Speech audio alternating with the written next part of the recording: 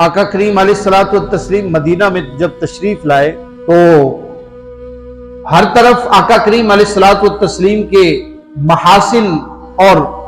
اخلاق کریمانہ کا تذکرہ شروع ہو گیا کہ یہ ایک ایسے شخص ہیں کہ ان کے اخلاق کی مثال نہیں ملتی، لیکن جو اندر نفاق رکھنے والے تھے وہ کیسے برداشت کرتے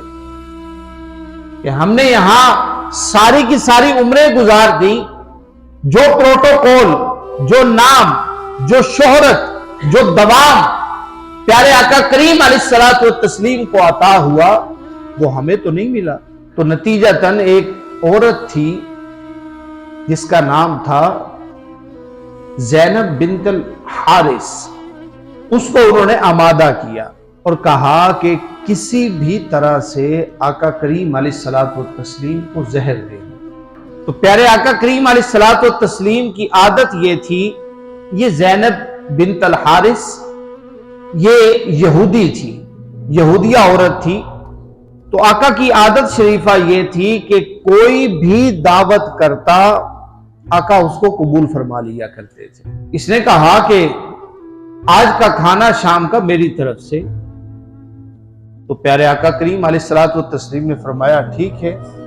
کھانا لے آئیے گا، یہیں پر سارے اصحاب بھی ہوں گے تو سب مل کے کھا لیں گے۔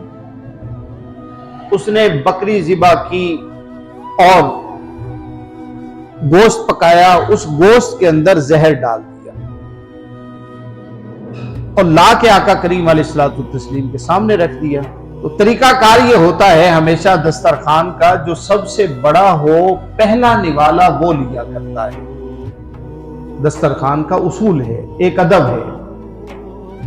تو صحابہ کرام اس وقت تک تناول نہیں فرماتے تھے جب تک آقا پہلا لقمہ اپنے منہ میں ڈال نہیں لیتے تھے۔ تو آقا کریم علیہ الصلوۃ والتسلیم نے جیسے ہی لقمہ منہ میں ڈالا، گوشت بول پڑا کہ حضور میرے اندر زہر ہے۔ آقا کریم علیہ الصلوۃ والتسلیم نے یہیں سے وہ گوشت کا لقمہ باہر نکالا اور صحابہ کرام کو اشارے سے کہہ دیا کہ آپ نے گوشت نہیں کھانا۔